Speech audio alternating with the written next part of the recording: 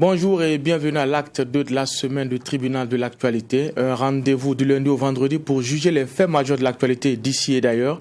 Merci à vous qui nous faites l'amitié de nous suivre sur les médias leaders Twitter et Watt FM.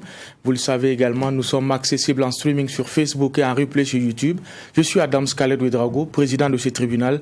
Avec moi sur ce plateau, les juges au siège, Bernard Bougma, Geoffroy Vaha. Bonjour et bienvenue. Oui, bonjour président, bonjour juge Vaha, bonjour madame, monsieur. Bonjour juge Bougma, bonjour président, bonjour auditeurs et téléspectateurs. Dialogue politique au Burkina Faso, le premier round de ce cadre d'échange entre partis de la majorité et de l'opposition politique s'est soldé par un échec. Les parties prenantes se sont donné rendez-vous les 3 et 4 juillet prochains pour poursuivre les discussions. Que retenir de cette première étape? Quels sont les points d'achoppement?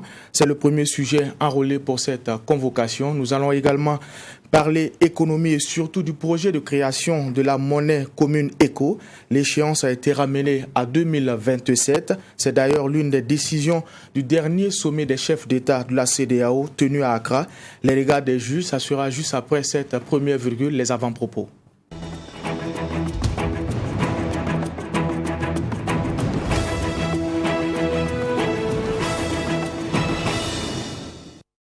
Et pour cette partie, nous allons donner la parole au juge Vaha. Qu'est-ce qui a retenu votre attention pour cette seconde convocation de la semaine? Mon avant-propos va concerner la Côte d'Ivoire. On a enrôlé ici le retour de Gbagbo, l'ancien président ivoirien, et on s'est interrogé sur son avenir politique et puis comment est-ce qu'il va, il va donc jongler au regard des nouvelles réalités ivoiriennes qu'il aura à palper par lui-même. Mais on était loin de penser que le premier avenir serait matrimonial, celui qui serait à préciser. Et je crois que c'est ce qui aujourd'hui est le plus commenté sur les réseaux sociaux. Son choix fait de réitérer, parce que c'est ce qu'on a découvert, en fait, de réitérer son envie de rompre avec l'ex-première dame Simone Gbagbo. Maintenant, ce qui est intéressant dans cette affaire, ce n'est pas seulement que matrimonial en termes d'impact, c'est aussi et surtout politique, parce qu'elle fait partie des fondateurs de ce FPI, la Front Populaire Ivoirien. Et il y a une bonne frange de ces sympathisants-là, qui ont en estime cette dame-là que certains disent de faire. Ça rappelle aussi un genre d'attelage qui, à un moment donné aussi, était difficile, du couple Mandela, quand on se rappelle. Mais à la limite, pour moi, je fais juste un genre de parallèle, ça qu'il y a forcément beaucoup de similitudes. Mais là, on se demande quel sera l'avenir justement de ce parti-là, quand on sait le clivage qu'il y a au sein du parti. D'abord avec, vous savez, la branche Gore, AFI à un moment donné, et puis vous rappelez que Simone voulait bien la tête du FPI lorsque Laurent Gbagbo était encore à la CPI, chose qu'il avait refusée. C'est passé comme une lettre à la poste. Maintenant, aujourd'hui, avec la donne nouvelle, est-ce que les choses ne vont pas changer? Parce qu'on connaît bien l'appétit aussi politique de la dame qui n'a pas envie de ranger toutes ses ambitions. Qu'est-ce que ça va donner pour ce FPI-là? C'est la grande question qu'on se pose aujourd'hui. Mais Gbagbo, que l'on connaît aussi assez politiquement trempé et fin observateur et stratège, je crois comprendre que le fait d'être rentré et quelques heures après vouloir régler la chose ici et maintenant, ça augure de ce que il y a pour moi depuis un bon nombre de temps des difficultés dans la gestion du FPI au sein même du couple. Sinon, il ne voudra pas trancher ici maintenant dès son retour, parce que il y a des enjeux qui sont en train d'arriver et c'est à qui tient la machine. Je pense que c'est ça le plus important. Donc ce qu'on est en train de voir, pour moi, n'est pas un épiphénomène, n'est pas à prendre comme ça, mais je pense que ça peut être lourd de conséquences pour ce parti-là. On attend donc de voir. Merci, monsieur le juge. Juge Bougma, qu'est-ce qui a retenu votre attention? Merci, président. Mon avant-propos va concerner la suite de ce que j'avais d'ailleurs donné hier, parce qu'aujourd'hui, ce sont les examens du CEP, du BPC, du BEP et puis du CAP, je crois. Et donc il y a des élèves qui sont appelés effectivement à compétir pour ces diplômes-là, donc des diplômes de fin de cycle et puis et tout. Donc, en même temps, cela nous interpelle sur comment est-ce qu'on dispense l'enseignement, quel contenu on veut, quel avenir on veut. Quand on regarde les effectifs qui sont là. On ne parle pas d'abord de ceux du supérieur, de ceux qui sont au second cycle, donc ils vont faire le bac d'ici là. Donc il y a ces réalités aussi que nous avons à traiter. Alors, quelle école voulons-nous? Quel homme de demain voulons-nous? Et en fonction de ça, c'est facile maintenant de mettre du contenu. Alors, comment est-ce qu'on désengorge? Aujourd'hui, le langage, c'est qu'il faut refaire les choses, il faut aller beaucoup plus dans l'enseignement technique, mais il faut également savoir créer un savant dosage entre cet enseignement technique et celui général.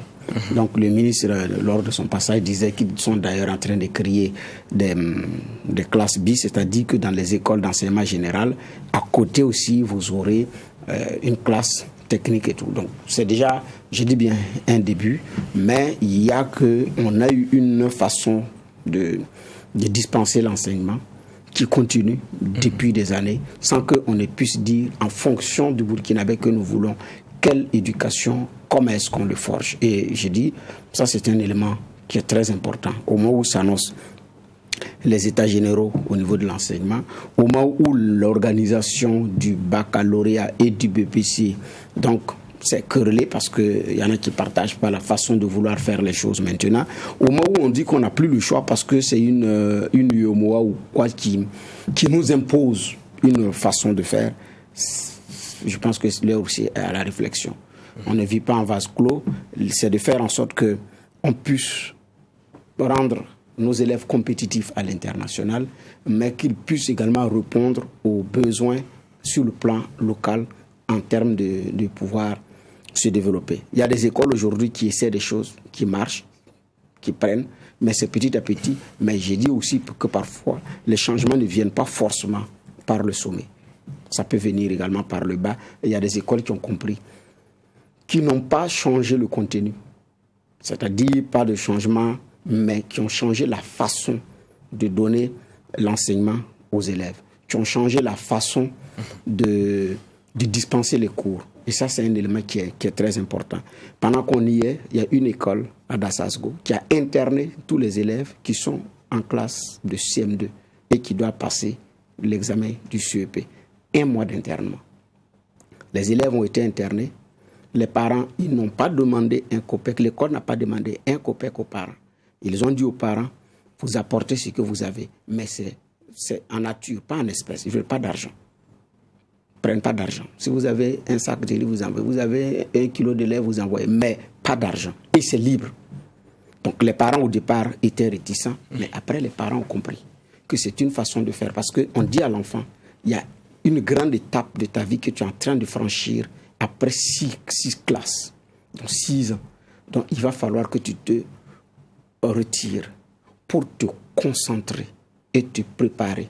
Donc on met à la tête de l'enfant qu'à chaque grande étape de sa vie, il y a une nécessité de retrait pour se concentrer. Et vous savez ce que les enfants font ensemble pendant les heures? Les enfants lavent les habits ensemble et à la chaîne. Ensemble, ils lavent les habits à la chaîne. Donc dans la même bassine, ensemble, et puis les enfants pressent les habits ensemble. Après cette étape, le week-end, ils ont libéré les enfants quelques jours avant, parce que les examens c'est aujourd'hui. Donc le week-end, tous les enfants ont été libérés. Et voici ce que l'école dit. Allez-y, prendre les bénédictions de vos parents et revenez. Les enfants sont rentrés à la maison. Chacun a dit à ses parents, papa, je suis venu prendre des bénédictions pour que vous me bénissez avant que je parte composer. Donc, on dit à l'enfant que l'effort en classe ne suffit pas, que maîtriser les chiffres et les lettres ne suffisent pas. Il y a une bénédiction également qui est importante. Ça, c'est un aspect beaucoup plus spirituel, métaphysique, donc je ne voudrais pas trop rentrer dedans, mais c'est un élément également qui est important. Donc, on dit à l'enfant, la caution morale de tes parents, c'est très important pour ta vie de demain. Donc, c'est aussi de tenir compte de l'influence et de l'impact des parents. Donc, j'ai dit, c'est une façon de faire. Pour éviter la pub, je ne vais pas donner le nom de l'école, mais j'ai dit, ça ne fait pas lire. Il y a beaucoup d'autres exemples, comme je m'intéresse aux questions d'éducation, il y a beaucoup d'autres exemples, j'ai dit bien qu'ils ne font pas lire, mais qui commencent par la base. Et petit à petit, on va y arriver. C'était ça mon avant-propos. Merci, juge Bourgman. Merci pour ces propos introductifs. Nous allons également faire un clin d'œil à l'équipe de réalisation aussi bien à la télé qu'à la radio, qui nous permet en tout cas d'être ensemble du lundi au vendredi à 8h pour ce rendez-vous-là. Et pour le premier sujet enrôlé, je le disais à l'entame de cette émission, nous allons parler du dialogue politique qui a refermé ses portes le 19 juin dernier. Et au regard de ce qu'on a eu comme conclusion, pour certains en tout cas, la montagne semble avoir accouché d'une souris, très peu de points d'accord. Les travaux ont été suspendus et doivent reprendre les 3 et 4 juillet prochains. Alors, juge Va, quand vous regardez un peu ce qu'on a comme conclusion, et déjà la façon dont les débats ont été menés, est-ce que c'était un scénario qui était prévisible, cette suspension-là d'ailleurs? Bon, cette suspension, je ne dirais pas que c'était un scénario prévisible, mais on savait que les échanges allaient être quand même aussi assez âpres, parce que ça intervient dans un contexte où l'une des préoccupations, c'est bien l'aspect sécuritaire. Et sur ce chapitre-là, on a vu aussi les positions de l'opposition et son expression, notamment de voir un changement au niveau du gouvernement. Et donc, c'est dans ce contexte-là que les échanges donc commencent. Et n'oublions pas que c'était l'un des points principaux du dernier dialogue direct qu'il y a eu, je dis ordinaire parce qu'il y a celui qui a été demandé en urgence seulement pour les consultations électorales, c'était en 2020, mais les derniers dialogues directs, comme on l'a dans ce même aspect ordinaire-là, c'était en 2019. Et quand vous lisez les recommandations, vous verrez, à 90%, ça concerne les aspects sécuritaires. Donc, lorsqu'on a fini, à travers un dialogue direct pareil, opposition et majorité, et qu'on se soit entendu sur un certain nombre de points à mettre en œuvre, dont les moyens plus conséquents à mettre à la disposition notamment des forces de défense et de sécurité et l'effort commun des Burkinabés à être autour de cette armée-là et beaucoup d'autres choses qui ont été donc énumérées, sur même le vivre ensemble et tout. Vous voyez que lorsqu'on est dans un contexte comme ça, juste au lendemain de ce qui arrive à Sola, avec tout le questionnement qu'il y a autour, avec toutes les critiques qu'il y a eu, pour moi, ça prétextait, ça présumait déjà de ce qu'il y allait avoir des débats houleux. Donc moi, ça ne me surprend pas. Maintenant, c'est vrai aussi qu'il y a des questions qui sont cruciales. Il y a le redécoupage, il y a la question du suffrage universel direct, qui sont des questions qui tiennent au cœur, au premier chef, notamment des concernés, les acteurs politiques, pour qui, évidemment, les résultats pourraient dépendre de la façon dont les choses devraient être menées. Et donc, c'est le lieu pour eux aussi de définir très clairement ce qu'ils entendent par ces éléments qui vont être entrevus là. Donc, je ne dirais pas que ce n'est pas une surprise, mais je dis on savait au moins que ça allait être et très, très, très disputé ce rendez-vous-là. D'accord. Alors, juge Bourma, Vaal a dit, quand on part à un dialogue politique avec, comme note sur le calepin, le départ du Premier ministre et de son ministre en charge de la Défense, est-ce que justement ce ne sont pas des demandes de nature justement à freiner le dialogue dès le départ? Bon, comme c'est un dialogue qui a été voulu, qui dit dialogue dit naturellement point de discussion et une méthode de travail. Donc la méthode, c'est d'appliquer ce qui est moins consensuel et puis ce qui n'est pas consensuel, ce n'est pas possible. Mais il y a aussi au Burkina, on a l'habitude aussi d'aller au dialogue avec des a priori et avec des conditions non négociables. Donc, tant que cette condition n'est pas franchie, on n'est pas d'accord. Donc, c'est aussi sur le plan, quand il y avait le dialogue gouvernement-syndicat, souvent c'est comme ça. Donc, les syndicats arrivaient souvent avec, pas à tout moment, mais à des moments avec sur la table des points non négociables qui faisaient partie des conditions sine qua non avant que, effectivement, les choses ne plus s'enclencher. Ça a été comme ça pour la question de l'UTS, jusqu'à ce que, on voit comment est-ce que les choses se sont passées. Donc, et aussi le plan politique, donc, on est arrivé à une telle situation. Et c'est ce que je disais d'ailleurs quand le dialogue a été annoncé. J'ai dit tout dépendra du contenu, du rôle des acteurs, de la confiance des acteurs et des conditions qui seront posées sur la table. Parce qu'il y a des prérogatives, le camp en face dira, ces prérogatives ne relèvent pas de vous, ces prérogatives relèvent de la souveraineté du gouvernement ou du chef de l'État himself. Dès lors, ces points ne sont pas négociables, ce n'est pas la peine de vous y aventurer, il faut vous en tenir à d'autres éléments. Donc, et c'est ce qui s'est passé. Alors, parce que c'est sûr que pour le parti au pouvoir, cette exigence ne pourra pas être satisfaite parce que ça relèverait du chef de l'État, de son gouvernement et tout. Mais c'est en même temps le choix des hommes qu'un parti au pouvoir a fait qui est remis en cause. Donc ce qui est remis ici en cause, c'est aussi ce choix-là. Vous n'avez pas été conséquent, vous n'avez pas été vigilant, vous n'avez pas pu savoir trouver dans vos rangs l'homme qu'il faut pour mettre à la place qu'il faut, la femme qu'il faut pour mettre à la place qu'il faut pour faire le travail naturellement qui doit être fait. Donc dans ces conditions, nous ne sommes pas d'accord et bon, voilà, nous ne sommes pas d'accord et puis voilà. Et en accédant aussi à une telle requête, c'est en même temps l'aveu qu'on s'est trompé, l'aveu qu'on n'aurait pas dû et puis voilà. Donc c'est une opposition qui remportera une victoire. Mais en même temps, je pense que le parti au pouvoir, dans ces conditions, avait aussi c'était de regarder les choses de près. Est-ce que ce qui est exigé est vrai ou ne l'est pas? En quoi est-ce que accepter se plier aux exigences de l'opposition peut nous faire grandir ou pas? Je pense que c'est ce choix-là maintenant qui doit être fait aujourd'hui. Mais à la réalité, c'est que c'est un gouvernement qui est mal à l'aise vis-à-vis d'une telle exigence parce qu'elle ne vient pas seulement des partis politiques. Il y a des leaders d'organisations de la société civile au lendemain de l'attaque qui ont commencé à prêcher dans ce sens. Donc il y a cette réalité aussi qui est là, qui met mal à l'aise. Donc maintenant, je dis, comment est-ce que ça va y aller? Chacun est resté maintenant dans les calculs politiques par rapport à une telle donne. Mais en même temps, il y a un chef de file de l'opposition, M. Komboego, comme l'a dit Geoffroy hier, qui tente de rebondir parce que qualifié de mou, qui passe son temps à faire autre chose qu'à incarner réellement un chef de file de l'opposition. Donc il tient un bout et qui attend s'affirmer par ce bout-là. D'accord. Alors, vous l'avez dit en introduction, hein, ce dialogue politique-là a comme point central la question sécuritaire. Mais quand on regarde ce qu'on a comme conclusion au soir du 19, est-ce qu'il y a finalement quelque chose de nouveau? Bon, j'ai l'impression aussi que à partir du moment où on adresse le même problème, on essaie d'adresser des réponses au même problème. Je ne crois pas qu'on puisse avoir du nouveau lorsqu'on voit que c'est-à-dire que ce à quoi vous faites face ne change pas. Le problème, c'est que les solutions que vous apportez ne sont pas bonnes. Et au moins, c'est ce qu'on constate.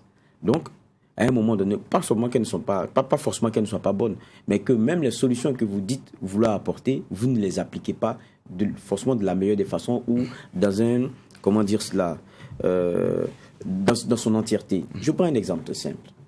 On entrevoit, par exemple, sur la question sécuritaire, une implication des populations. On voit jaillir au sein même de certaines communautés l'envie de participer, notamment à cet effort-là de préservation de son espace.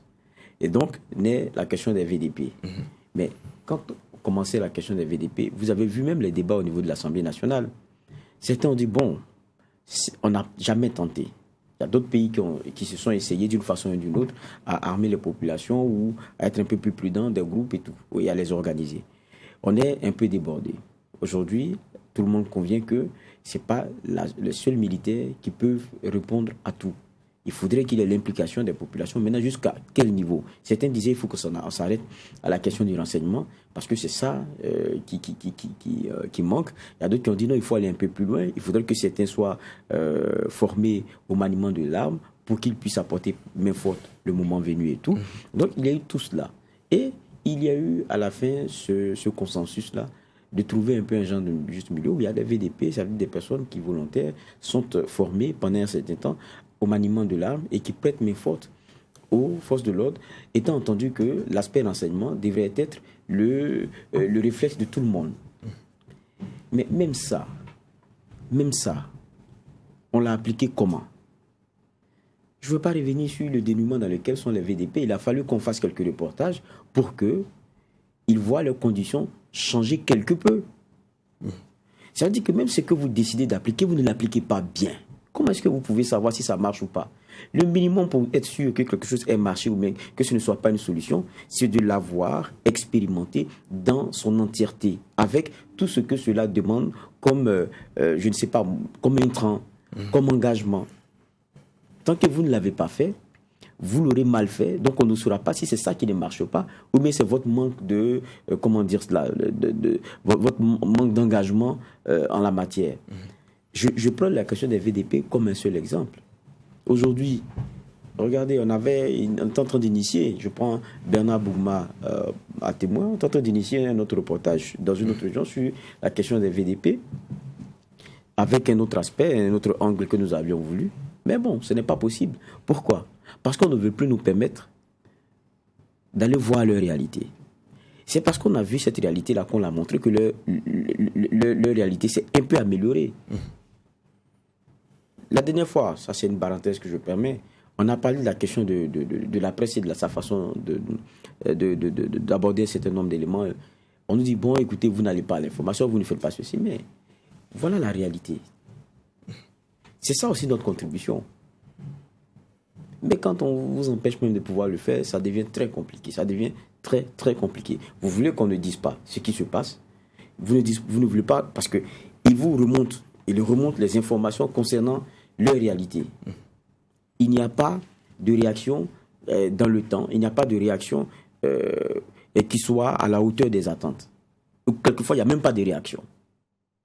Il faut qu'on mette le doigt là-dessus à travers certains reportages, que toute la population voit pour que vous daigniez réagir. Et là, maintenant, vous leur sommez de ne plus parler parce que, voilà, c'est ceci, c'est cela. Et c'est compliqué. Ils retombent dans la même réalité, mais ils ne peuvent plus en parler. Nous ne pouvons plus en faire le relais. Et tout le monde est dans le... Je ne dis même pas que tout le monde. Il y a quelqu'un qui est dans le confort de la non-critique. Et l'autre, moi, je n'appelle pas ça un inconfort. C'est même pire que ça. Parce que ce qu'il est en train de risquer, ce n'est pas rien. C'est de ça aussi qu'il s'agit. Quand on veut et quand on propose, pour moi, il faut le faire bien et il faut faire autant que peu se peut. Même si on peut peu, il faut le faire à fond. Je crois que c'est de ça qu'il s'agit. Nous, on a l'impression qu'on propose, qu'on fait des éléments, mais on ne le fait pas bien, on ne le fait pas comme il faut. Donc, le dialogue, pour revenir à ce dialogue politique, et les propositions que j'ai énumérées, par exemple, hier, pour ce qui est de 2019, regardez, c'est détaillé. Quand vous regardez, c'est bon sur papier. Mais si celui qui doit le mettre en branle ne le fait à moitié, comment pouvez-vous venir évaluer si ça a marché ou pas?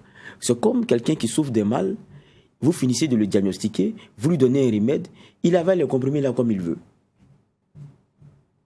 Quand ça lui chante, il fait le dosage qui l'intéresse. Est-ce qu'à la fin, vous pouvez venir dire que c'est votre remède qui n'a pas marché? C'est la question de fond dans laquelle nous sommes aujourd'hui. D'accord. Alors, c'est vrai que ce dialogue politique aussi, on l'a dit, a pour ambition de baliser le terrain pour les consultations de 2022 concernant les municipales. À ce sujet-là, il y a la question de l'élection des maires au suffrage universel direct. On se rend compte qu'au sortir, en tout cas après la suspension, qu'il n'y a pas eu de consensus. Est-ce que vous comprenez un peu cette situation-là, alors que tous les acteurs conviennent que la méthode actuelle pose problème? On a vu les difficultés dans beaucoup de communes. Mais ce n'est pas tous les acteurs qui posent problème, qui disent qu'il y a problème, parce que ça arrange même les hommes politiques. Les toutes premières tentatives comment on appelle ça, d'instaurer le suffrage universel direct a été refusée même par les partis politiques. Et sur ce point, dans les années 2010, 11, 12, quand le débat avait été soulevé, même l'opposition était d'accord qu'il fallait maintenir les choses en l'état et que le choix des maires se fasse toujours dans les mêmes conditions. C'est-à-dire, vous élisez les conseillers municipaux qui partent maintenant élire le maire. Maintenant, à l'intérieur des partis, il y en a qui ne veulent pas. Ça, là, c'est vrai. Je connais certaines personnalités qui ne voulaient pas en entendre parler. Parce qu'il y a des maires qui disent que certains pensent que sans les conseillers municipaux, eux ne pouvaient pas être maires. Et que cette situation ne regarde que les maires qui n'étaient pas sûrs d'eux. Donc, il y a des maires qui voulaient aller en compétition frontale pour prouver qu'il est capable de faire ci ou de faire ça. À côté, ça permettait aux partis, et jusqu'à présent, de maintenir certains dans les rangs. Vous êtes maire, vous le devez au parti. Vous êtes conseiller municipal, vous le devez au parti. Si vous voulez être sur la liste des prochains conseillers municipaux, vous savez quoi faire et quel comportement et sous quel parrain il faut y aller. Donc, ça me permet également de caser des bons petits qu'on veut discipliner entre griffes. Voilà. Donc, ce qui fait qu'il y a cette réalité, ce qui est là. Sauf que sur le plan terrain, ça pose véritablement un problème. Vous regardez les conseillers municipaux, vous vous dites si c'est X ou Y qui est notre maire, on est sauvé. Après, vous voyez quelqu'un qui n'a rien à voir, qui ne peut rien faire, qui patauge. Et ce qui est pire, c'est que vous pouvez avoir un maire qui a été résultat, mais qui a refusé de collaborer sous certaines formes aux prochaines élections. Ce n'est plus lui. On envoie quelqu'un qui sape tout l'effort qu'il avait fait. Ça, c'est encore plus grave. Et là, on l'a vu dans plusieurs localités. Parce que X est incontrôlé, X est incontrôlable, il n'est pas d'accord, et puis il n'a pas accepté autant au moment où les parcelles, c'était vraiment l'affaire des maires, il refuse de collaborer, il ne veut pas donner au gourou, il n'a pas donné assez, puis bon, voilà. Parce que en son temps aussi, les gourous avaient besoin des maires qui réussissent, qui acceptent quand ils claquent les doigts, et qui acceptent parceller, leur donner des portes. Il y a combien qui sont à Ouagadougou qui ont plusieurs superficies dans les communes rurales? Tout simplement parce que monsieur est maire, ou est ministre, ou est député, ou est DG. Et le maire a besoin de bétonner son siège également, et puis il fait ce qu'il veut. Donc, il y a cette réalité qui est là. Mais maintenant, aujourd'hui, je pense que même sur cette question, c'est irréversible. Hein, parce que même les partenaires techniques et financiers sont d'accord pour la méthode du suffrage universel direct. Donc, qui n'est pas aussi une panacée. Là, il faut aussi le reconnaître. Ce n'est pas une panacée, mais ça règle un tant soit peu les problèmes. Ça permet à nous autres d'avoir le courage pour le choix des maires. Parce que ça, je ne le cache pas. Pour le choix des maires tel que c'est fait là, je ne me sens pas trop concerné. Parce que la décision définitive ne me revient pas en tant qu'électeur qui ait le pouvoir de contribuer à changer les choses. Cette dernière décision revient à des gens qui partent s'asseoir dans une salle et qui parfois d'ailleurs marchandent la voix que moi j'ai donnée. Donc, moi, je rentre, je me dis, bon, voici les partis politiques, je vote tel parti, donc qui est conseiller municipal de tel parti. Arrivé dans la salle, il troque ma voix contre de l'argent, ou contre un bien matériel ou immatériel, je ne sais pas moi, et puis bon, lui, il est à l'aise. Mais si je vais voter pour un député, c'est ce député que j'ai voté. Si je vais voter pour le président du Faso, c'est ce président que j'ai voté. Mon vote compte et j'assume entièrement la responsabilité de mon choix, qui peut être bien ou pas. Mais ça me permet aussi de dire, je te fais confiance, mais tu m'as trahi, prochainement, je ne te donne pas ma voix. Mais ici, je ne peux pas réclamer ça à qui que ce soit. Je vais réclamer ça à qui? Au conseiller municipal? Non, pas forcément. Pas forcément. Puisque mon choix définitif ne compte pas. C'est lui qui... Donc, ce sont aussi des éléments de la limite de la démocratie représentative. J'ai choisi un conseiller municipal qui arrive, qui fait un autre choix, que moi-même je ne voulais même pas. Parce qu'il va aller s'aligner avec un parti politique dont je ne partage ni la vision, ni l'idéologie, ni les valeurs qui y sont dedans. Je ne me reconnais pas du tout là-dedans. Il arrive, il dit que c'est terrain qui commande manœuvre, il faut être réaliste, et puis il va pactiser avec un parti pour lequel je ne vais jamais voter. Parce que ce parti et moi, on ne partage pas les mêmes valeurs, ni les mêmes visions, ni les mêmes conditions, et la même façon de faire la politique. Mais lui, au regard, il dit non, on est arrivé, il faut être réaliste, hein, et puis bon, voilà comment on pouvait faire. Après, vous apprenez que ce n'est même pas un choix orienté résultat, réalité de terrain. C'est à coup d'espèces sonnantes et trébuchantes. Donc le choix, ma voix a été vendue. La voix que j'ai donnée librement. J'ai sacrifié mon temps pour aller voter. Quelqu'un a pris ça, il allait vendre pour s'enrichir et puis continuer. Donc ça aussi, j'ai dit, c'est une limite. Et malheureusement, pendant le choix des maires, on voit ce qui se passe. Et les exemples, il y en a à l'appel. Ou bien vous faites le choix, dit bon, au moins ces deux partis-là peuvent s'entendre pour gouverner. Mais au nom des intérêts, ils grippent la machine. Et puis, ils n'arrivent pas à gouverner la commune. Donc après, on fait le choix d'un maire qui n'est même pas à la hauteur des enjeux et qui sape tous vos efforts et refroidit vos ardeurs. J'ai dit, bon, le suffrage universel direct permettrait à nous autres d'aller voter le jour de l'élection municipale. Je ne dis pas à quelqu'un de ne pas aller voter. Je parle de mon expérience. Et je voudrais que mon choix définitif compte pour les municipales. Et ça, moi, je ne fais pas mystère là-dessus.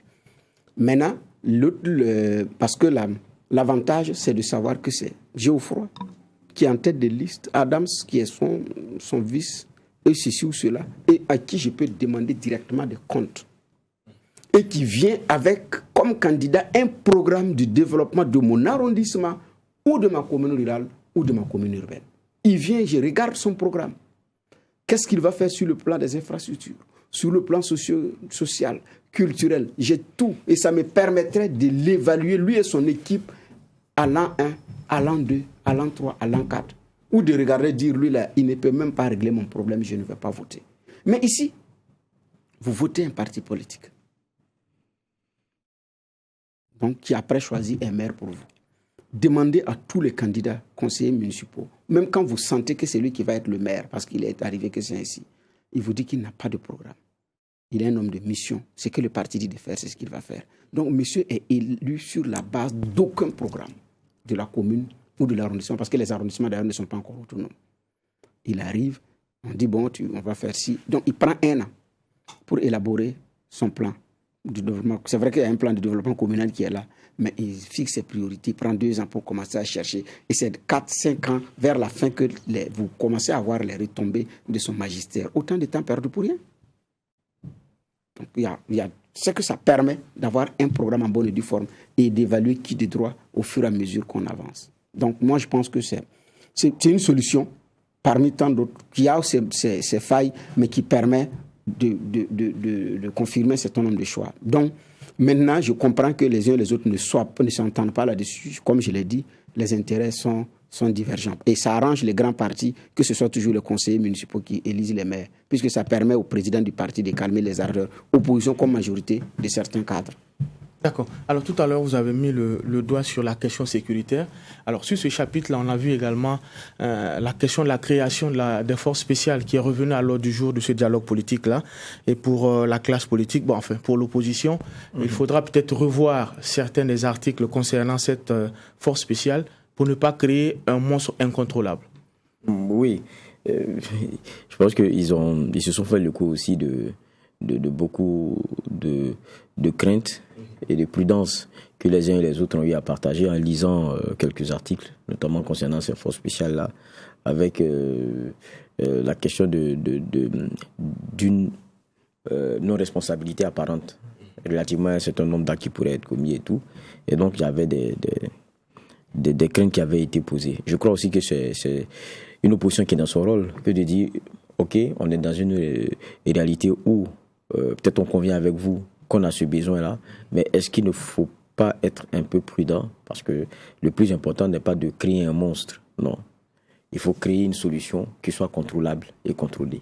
Je crois que c'est le message qui est donné. Ce n'est pas jeter le bébé, l'eau du bébé, l'eau avec le bébé et tout, c'est pas de ça qu'il s'agit, mais c'est d'être plus prudent dans la façon dont on encadre ces forces qu'on est en train de mettre sur place. Et je crois que ça devrait avoir quand même une oreille attentive, ou du moins, peut-être dans la démarche explicative, prendre et leur permettre de mieux comprendre que leurs préoccupations ont déjà été prises en compte. Peut-être c'est de ça qu'il s'agit.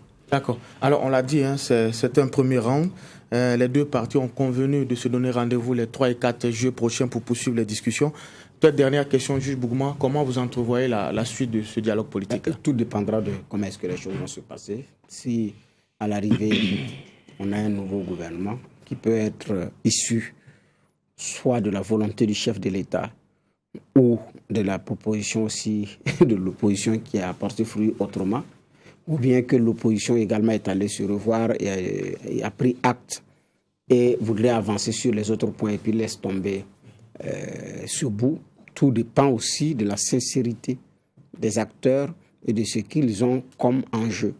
Est-ce que c'est l'intérêt de la nation ou c'est beaucoup plus les intérêts des chapelles politiques? C'est aussi ça, je dis bien, les limites de la démocratie représentative, parce que ce qui se passe dans la tête d'un élu ou de quelqu'un que vous avez désigné pour vous représenter, au moment où il s'assoit pour aller vous représenter, vous ne savez pas ce qu'il a en tête. C'est pourquoi j'ai dit, vous votez un conseiller municipal qui va vendre la voix. Vous pensez que vous avez choisi quelqu'un pour vous représenter, mais lui part d'abord se représenter avant de vous représenter. Donc, j'ai dit, ce sont les limites là comme ça. Mais j'ai dit, bon, on attendra de voir comment est-ce que les choses vont se dérouler. Maintenant, c'est aussi un président qui est mal à l'aise, parce que même s'il avait commencer à regarder est-ce qu'il ne faut pas changer de gouvernement, parce que les bruits aussi avaient couru dans ce sens. Et aujourd'hui, même s'il le fait de bonne foi, l'opposition vous dira que c'est sur la base d'ailleurs de sa pression que ça payait. Alors que c'est un bruit, je dis bien, qui courait bien avant le rendez-vous réel pour le dialogue politique. Maintenant, le président Kaboré aussi a son rythme, moteur diesel, donc il va à son rythme. Donc on attendra de voir. Peut-être que les lignes vont bouger d'ici là, on ne sait jamais. D'accord. En tout cas, merci pour ces regards sur ce premier sujet enrôlé pour cette convocation. Nous allons nous attaquer au deuxième sujet. On l'a dit, pour le projet de création de la monnaie unique ECO, il faudra encore attendre 2027. Ainsi en a décidé le dernier sommet des chefs d'État de la CEDEAO. Il faut retenir que c'est le quatrième calendrier annoncé par la CEDEAO dans le cadre du processus engagé pour la création de cette monnaie-là. Alors, juge va, au regard de ce qu'on a et de ce report-là encore, est-ce que finalement la création de cette monnaie est un rêve inaccessible? Bon, inaccessible, je ne crois pas. Maintenant, il y a les exigences pour arriver à ce que peut-être ces 15 États-là veulent, une monnaie commune. Parce qu'on n'y va pas comme ça. C'est une question de monnaie. Et derrière, il y a beaucoup d'éléments sur lesquels vous devrez être alignés. C'est pour ça qu'on parle de critères de convergence. Et quand vous regardez les critères de convergence, pour les rappeler un peu, grosso modo, celles qui tiennent le plus, qui sont les plus, qui tiennent toutes les tendances les plus lourdes, c'est d'abord la question de maintenir le déficit PIB en dessous de 3%, celle de maintenir le taux d'inflation en dessous de 10%, celle de maintenir le ratio dette PIB, donc produit intérieur brut, à moins de 70%. Donc, c'est les grandes tendances. Et quand vous regardez, et ça, ce n'est plus un secret, on disait que c'était le Togo qui était parvenu à le respecter, ces critères de convergence-là. Et il ne s'agit pas de le respecter une année, il faut le respecter 3 années de suite. Et la plupart des pays n'avaient pu s'y conformer. Et ça, même le Nigeria s'est fait fort de le rappeler à chaque fois. Et donc, il ne faut pas aller à une monnaie pour aller à une monnaie, avec des économies qui soient disparates, et puis des réalités qui soient très différentes. Je veux dire qu'on ne fait pas, en matière d'économie, on ne fait pas un groupe homogène avec des composantes très hétéroclite. Non, il faut converger au moins vers des caractéristiques qui soient au moins semblables pour que cela soit un peu bon pour vous tous. C'est des efforts que chacun devrait faire. Maintenant, la réalité, c'est que le prétexte qu'on a aujourd'hui, je ne dirais pas prétexte, mais l'explication qui est donnée aujourd'hui, c'est le Covid. Oui, c'est clair que le Covid a impacté les différentes économies. Et donc, la plupart de ces économies-là se sont vues aussi quelque peu déstructurées du fait de cet impact-là. Ça, c'est indéniable. Maintenant, c'est clair aussi que pour beaucoup, c'est un peu un prétexte, c'est-à-dire c'est un bon prétexte. Voilà. Parce qu'il y avait aussi des problèmes internes très forts. Quand on sait, au sein des 8 pays qui ont la monnaie CFA, la dynamique qu'il y a avec ce détarimage avec l'euro par ricochet via la France, ça posait toujours problème avec ces 2 autres pays qui ne voulaient pas en entendre parler. Donc il y avait déjà, d'un point de vue pour moi, discours politique, beaucoup d'éléments à élaguer avant même de venir aux questions des critères et tout ça. Parce que la monnaie est aussi un outil politique et il y a beaucoup d'éléments qui étaient disputés en interne. Ça, il faut qu'on le dise de façon très claire. Avant même la survenue de la maladie à coronavirus, il y avait ces problèmes-là qui étaient posés.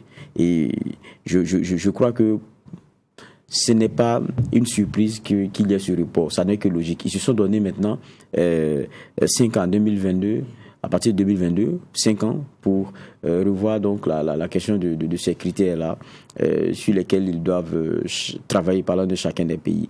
Mais même là encore, plusieurs experts disent que c'est très court comme période. Donc, ça veut dire que 2027, c'est sûr encore qu'on risque d'avoir un autre report. Ça, il y a beaucoup d'éléments qui pourraient permettre de penser encore à cela. Mais un rêve inaccessible, je ne crois pas.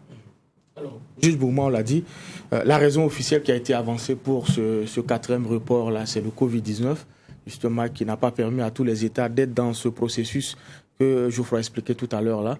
Mais est-ce qu'il ne faut pas prendre aussi d'autres raisons en compte? C'est même faux. La maladie au coronavirus n'a rien à voir. Je ne crois pas. En partie, oui. Mais il y a aussi la volonté qui est plus déterminante. Parce que la course vers cette monnaie commune date de quand? C'est des années 80. Ça ne date pas d'aujourd'hui. C'est une course qui date depuis les années 80. Et en ce moment, c'était quoi? VIH-Sida? Non. Donc, il y a des chefs de l'État qui ne sont pas prêts. Il y a une France, comment on appelle ça, qu'on cite à tort ou à raison de ne pas être d'accord, mais à la fin, il y a des dirigeants qui refusent de s'assumer, tout simplement. Je pense que c'est beaucoup plus là. Et puis bon, la maladie à coronavirus a été seulement utilisée pour justifier les choses. Les autres reports, c'était dû à quoi? Voilà, parce qu'il y a des questions de fond qui ne sont pas tranchées. L'arrimage, les États anglophones ne veulent plus en entendre parler d'être adossés à la France. Ça, c'est clair, ils ne font pas mystère de cela. Mais les États UEMOA qui sont francophones, il y en a qui sont très mal à l'aise. Parce qu'il y a des précarés qui sont là. Abidjan et Dakar sont des précarés. Qu'est-ce que ces deux grands messieurs disent? Je dis deux grands messieurs parce que c'est eux également qui détiennent pratiquement 60% de la masse monétaire de la BCEAO. Si Abidjan dit qu'il n'est pas partant, quelqu'un qui détient 40%, vous ne pouvez pas. Et les autres ont combien? Donc la réalité, elle est là, implacable.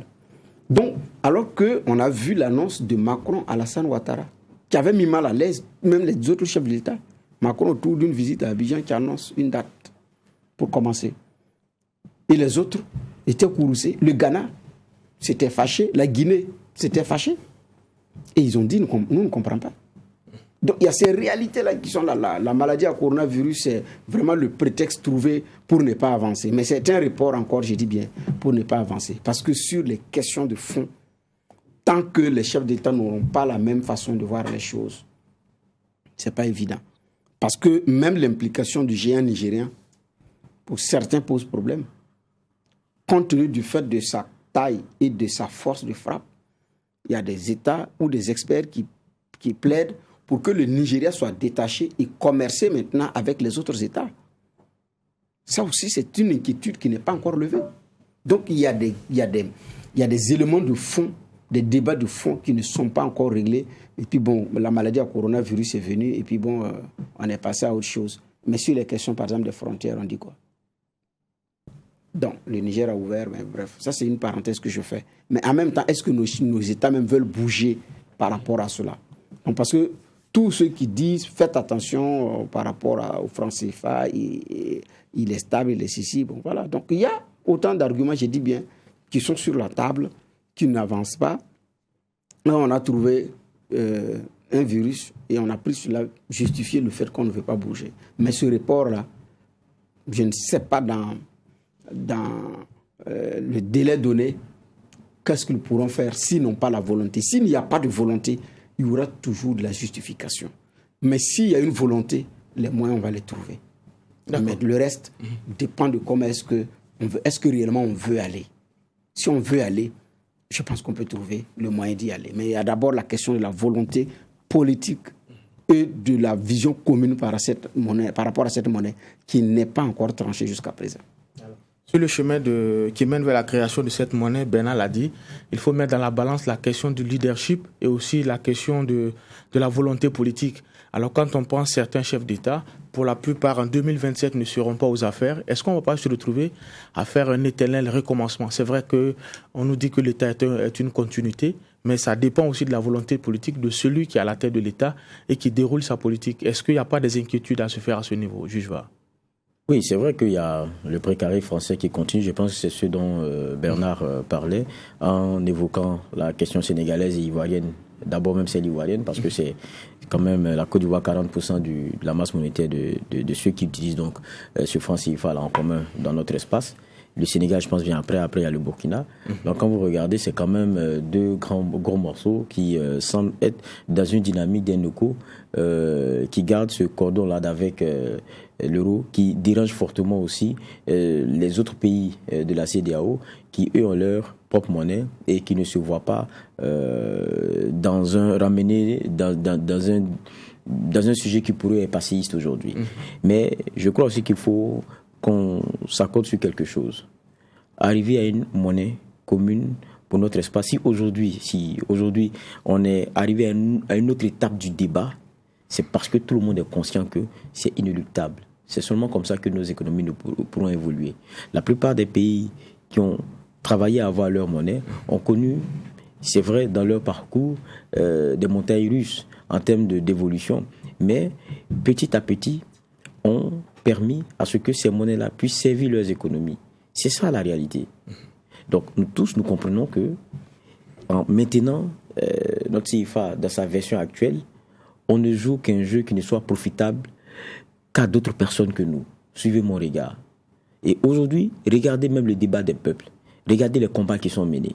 C'est contre la monnaie, c'est contre certaines présences. C'est des symboles. Et donc les chefs d'État, qu'ils le veulent ou ne le veulent pas, à un moment donné, c'est un débat qui s'impose à eux et à contre-cœur peut-être pour certains, mais ils sont obligés d'y aller. Donc pour moi, ce n'est pas ça. Et encore que, on parle d'écho. On parle de quel écho?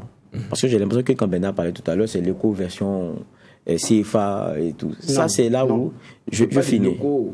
Oui, mais je finis. Parce que lorsque vous parlez de la Côte d'Ivoire et du Sénégal, ça ne vaut que pour le CFA que nous avons ici, là.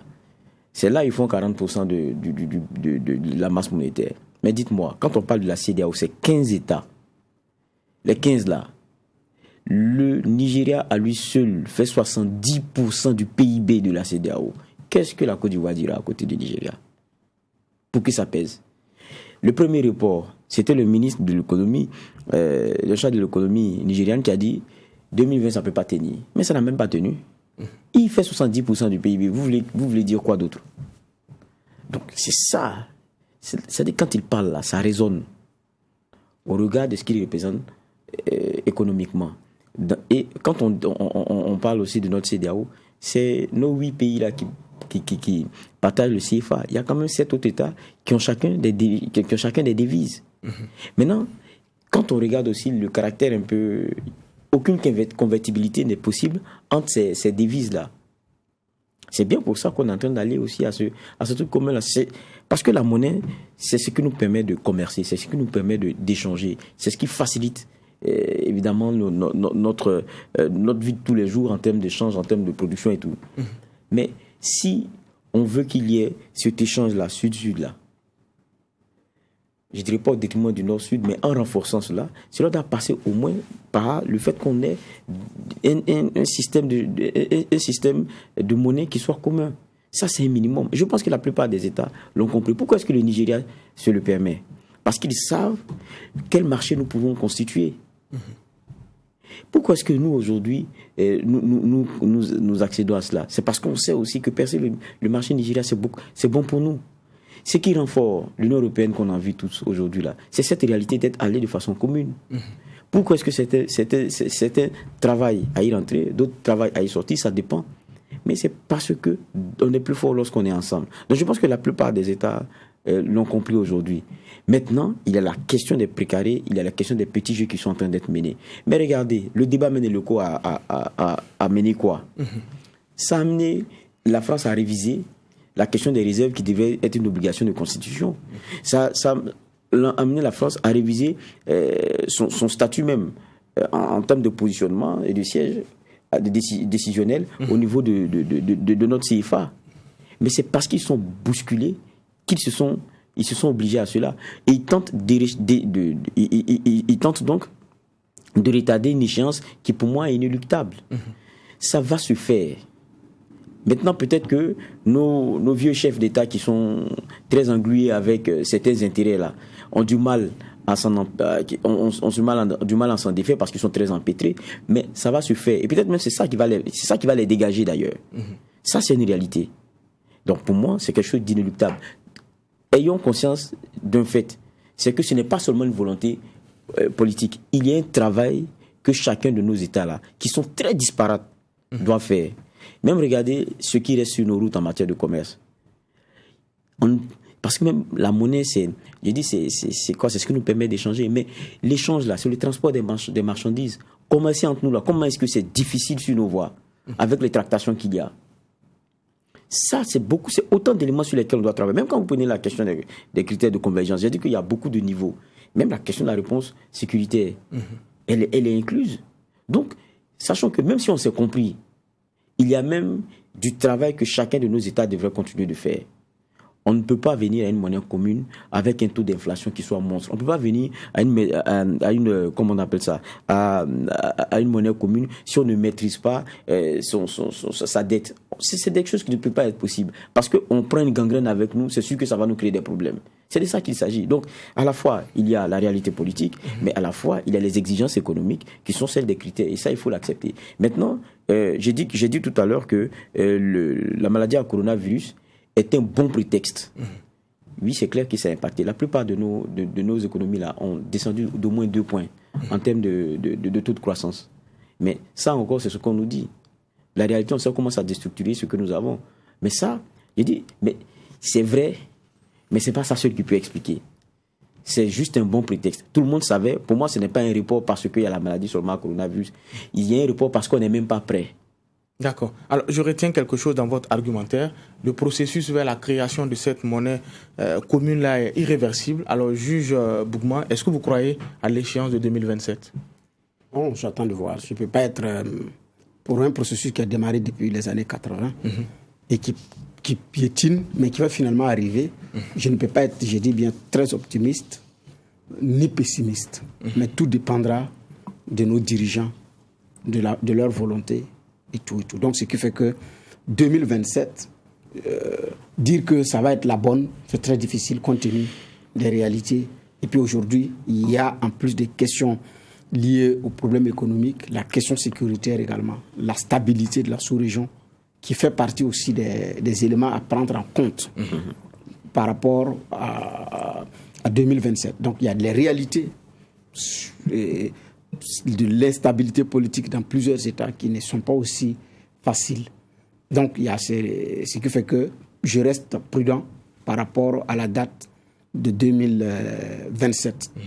La précision que je voudrais donner par rapport à quand je parlais d'éco, l'espace UEMOA a déjà la monnaie commune, c'est le CFA. Donc quand je parle d'éco, c'est l'intégration de tous les autres. Maintenant, au niveau de l'espace UEMOA, la précision que je voudrais donner, c'est parce que vous avez Abidjan qui retarde et Dakar également qui sont là, qui font partie de l'espace de la BCAO, donc de l'UEMOA, mais qui sont forts, mais qui retardent. J'ai dit, quand Macron faisait son annonce, le Ghana s'est fâché. Parce que nous travaillons ensemble. Je ne sais pas pourquoi tu reçois celui-là à Abidjan chez toi, et puis c'est vous qui décidez de ce qui doit nous revenir ensemble. Et dans les coulisses, les États anglophones, plus la Guinée-Conakry, avaient à un moment donné envisagé d'y aller sans les États de l'UEMOA. Cette donne a été explorée à un moment donné. Compte tenu du fait que ces éléments du précaré français tardent, nous allons nous assumer autrement. Quand ils seront prêts, ils nous rejoindront ou ils resteront dans leur CFA. Là également, ça a été exploré. Donc, les États anglophones, plus la Guinée-Conakry, qui a sa propre monnaie. Mais tout porte à croire que 2027, ils ont laissé tomber cette, comment on appelle ça, cette vision ou ce regard, parce qu'il y a d'autres pays de l'espace UEMOA qui sont très pressés pour aller avec ces États-là aussi. Donc, on ne sait pas comment est-ce que ça va se faire.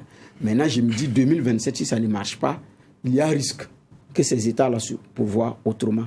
Parce qu'ils savent l'intérêt d'être ensemble, l'intérêt d'être unis, et l'intérêt de se souder. Donc, à un moment donné, si l'espace francophone traîne, ce n'est pas évident que ces pays-là, je dis bien, ne décident pas d'y aller autrement. Mais 2027, je pense aussi, ça va être l'étape ultime pour savoir si nos chefs d'État sont d'ailleurs disposés ou pas. Ça va, d'un point de vue, ça va être une étape test ou de confirmation de leur volonté ou de leur manque de volonté.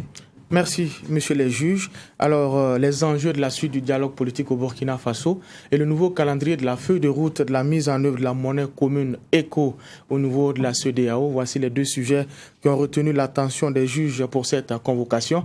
Nous allons mettre un point final à ce jugement et se donner rendez-vous demain avec la même mission. Poser un regard critique sur l'actualité, mais en attendant, restez fidèles aux médias leaders Truth TV et Watt FM.